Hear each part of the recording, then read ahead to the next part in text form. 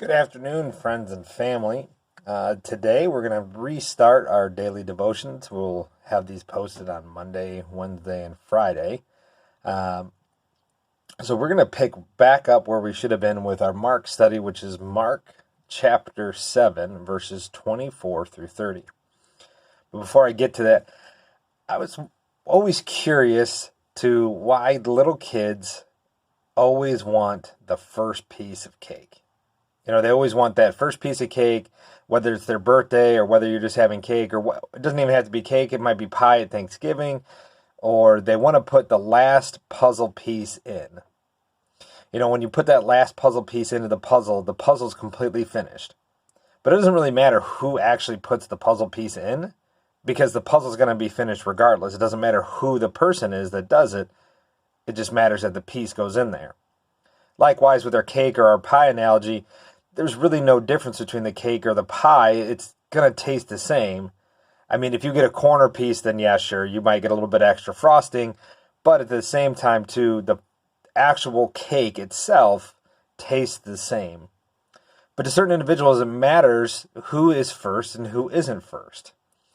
And our scripture for today talks about that, and you have to really dig kind of deep to kind of see that. Our scripture today is talking about a woman and her faith, and how she needs to heal her daughter, and Jesus comes and she sees an opportunity and she takes it. The title of this section is the Syrophoenician woman, and that means that she is from a Roman area, and that the area in Rome that she is from, it tends to treat Jews pretty poorly. She is a Gentile by nature and by religious faith.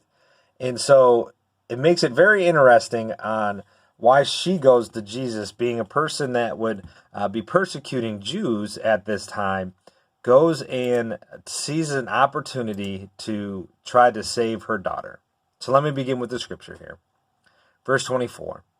From there he set out and went away of the region of Tyre. He entered a house and did not want anyone to know that he was there.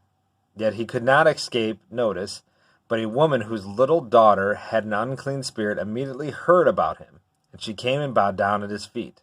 Now the woman was a Gentile of Syrophoenician origin. She begged him to cast the demon out of her daughter. He said to her, "Let the child be fed first, for it is not fair to take the children's food and throw it to the dogs." But she answered him, "Sir, even the dogs under the table eat the children's crumbs." Then he said to her, "For saying that, you may go, and the demon has left your daughter." So she went home and found the child lying on the bed and the demon gone. When we look at some of the nuts and bolts type things of this scripture, the interesting part is, to me, is that Jesus never recognizes her faith or her origin or anything else like that. So Jesus doesn't recognize that and doesn't make that an issue or anything else like that. Beyond that as well, too, the word dog, really the Greek translation is that it's a household pet. So let's not get all bent out of shape about this. If you're a dog person, great. If you're a cat person, great. If you've got gerbils, whatever it is. But that we shouldn't be feeding them before we feed the children. And when Jesus is talking about the children, he's meaning the house of Israel, the Jews. That they should be fed first before the Gentiles. Now, going back to the very beginning, what he's talking about is what we were talking about before. There's a cake. And it doesn't really matter who gets the first piece of cake, but it really, to the Jews, it kind of does. So give the Jews the cake first and then the Gentiles the cake second. Because Jesus came to save the Jew first and the Gentile second. The woman is struggling here, and Jesus is trying to make a case for why the Jew needs to be fed first, the children in this situation, before the dog or the household pet, the Gentiles, should be fed second. So when we look at this scripture, we see a very persistent woman that's trying to get her daughter healed. Now, her daughter is not actually present at this time in this house. So Jesus does this healing from a distance away, which is another miraculous thing that he does.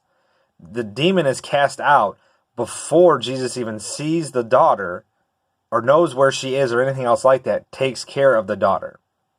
The woman's persistence and her faith is what eventually heals her daughter. So the next time that you see kids fighting over who gets to be first in line or who gets the first dessert or who gets to put the last puzzle piece in, I encourage you to think about how Jesus first came to save the Jew and then the Gentile. But the saving work of Christ only puts the Jew first, but the gift itself of grace that God has given us is the same for all of us. It was good to see you guys again. Don't forget that we have opened up church, so we'll be continuing to worship at 10:30 on Sunday mornings, and I look forward to delivering another devotion to you here on Wednesday. Blessings to you all.